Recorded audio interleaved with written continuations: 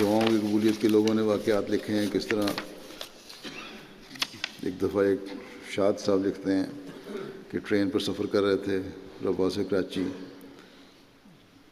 راستے میں جب ہم نے باجماعت 60 بچے ساتھ تھے، اطفال کا کوئی فنکشن تھا ربا. راستے میں باجماعت نماز ادا کی تو غیر احمدیوں کو پتہ لگ گیا کہ یہ تو احمدی ہیں.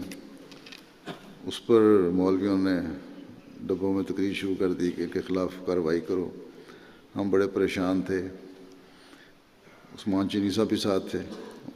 مختلف لوگوں کی مختلف ڈیوٹیاں لگائی گئیں اس وقت سیکیورٹی کے لحاظ سے بھی. چینی صاحب نے کہا کہ میری بھی لگاؤ.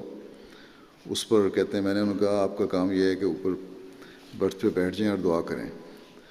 اور مولویوں کا پروگرام تھا کہ ملتان پہنچ کر ان کے خلاف کارروائی کریں گے اور ماریں گے.